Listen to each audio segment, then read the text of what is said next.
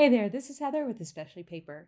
Today I have a really quick paper craft tutorial for you, paper strawberries made with your cutting machine. If you have a Cricut Maker tool, it's the perfect opportunity to use the debossing tool. So in this tutorial, I've used a debossing tool for the strawberry seeds. So on the right, you can see the debossed seeds without any color added. And on the left-hand side, I've added some by hand color to the seeds. If you don't have the debossing tool, there are multiple options that work really well for this project.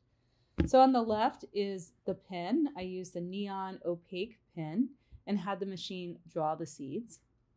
In the middle is the debossing option, and that's what you'll see shown in the paper for this tutorial. And then on the right, I use the scoring stylus. So note that this would not work with the scoring wheel. But if you have a scoring stylus, that works as well. It has a more subtle look to it, but that's another way of adding those seeds to the paper. The first step is to color the seeds, or not. You could also leave them just plain debossed, or you could have used the pen tool for your machine. I'm using an alcohol marker to add color to debossed seeds. The next step is to fold and glue the strawberry. Fold the cutout piece on all of the score lines. Fold in between the sections as well as all of the little tabs that are used to glue the piece together. I'm using hot glue for this project. This is a high temp glue gun with a fine tip. Craft glue works here as well, and that's usually my go-to choice. But in this case, when gluing the top of the strawberry together, with craft glue, even quick dry glue, you have to hold it a fair amount of time because it will pop back open if the glue isn't dry. So I found that I prefer hot glue for this particular project.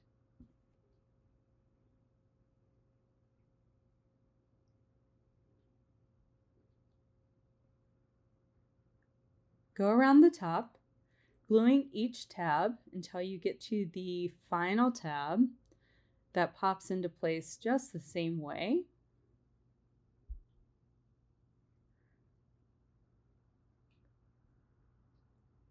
It's just a little bit more difficult to access and hold together once you get to the last tab.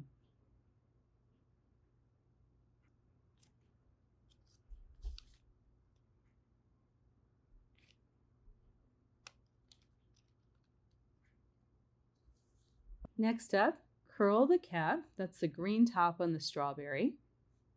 I'm using a bone folder to curl the bits of the top down,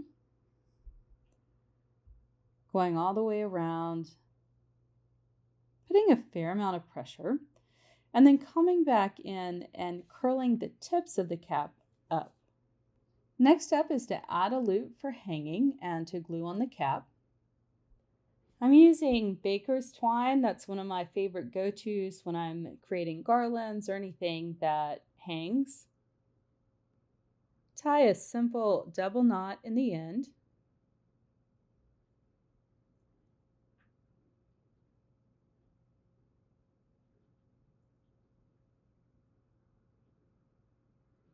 Use whatever tool you have handy to poke the thread through the hole in the cap. I used a quilling tool that I had nearby. A needle works as well. A toothpick, anything like that will do the job.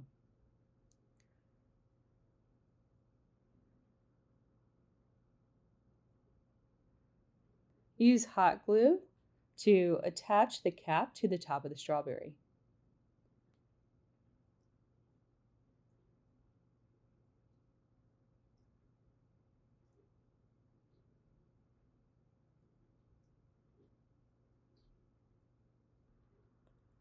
Another option, if you're not interested in hanging the strawberry, is in place of the loop, you could use a floral wire.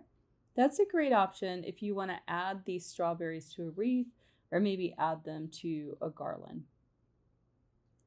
So next we're going to put together the leaf. It's just one piece. This is really easy. I added some curl with my bone folder.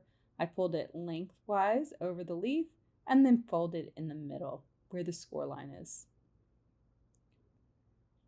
The center of the flower is a quilled strip, and this quilling strip is actually on the SVG template, so you can cut that with your machine. I recommend using text weight paper for this. I'm using my quilling tool, but you could also just get it started by wrapping around a thin floral wire or something like that.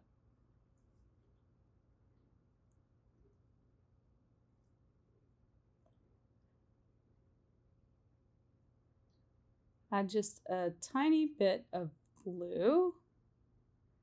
I always get too much when I do it this way. I usually put a little dab of glue on a sheet of paper and then dip the end. And I usually get a better amount of glue doing it that way. Now here's a quick little side tip. I've lost the cap on my glue. I just made a temporary cap with a glob of hot glue. That works pretty well. I do that occasionally when I lose track of my cap. So here's the quilt strip. I pushed it against the table to make it even. And I'm going to add a little bit of shape by pushing the tip of my quilling tool into the bottom. So you're just looking for something that has a little bit of a mountain shape, a cone shape to the end, and just push it right into the middle of that roll. Add glue to the back of it once that's dry to help it stay together.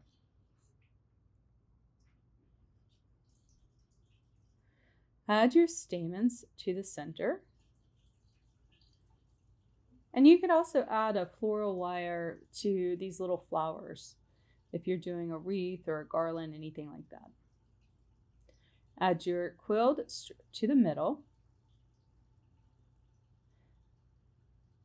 And preferably let that dry completely before you start shaping the petals. I'm going to go ahead and do that so you can see what it looks like, but I'm just folding the petals up around the center.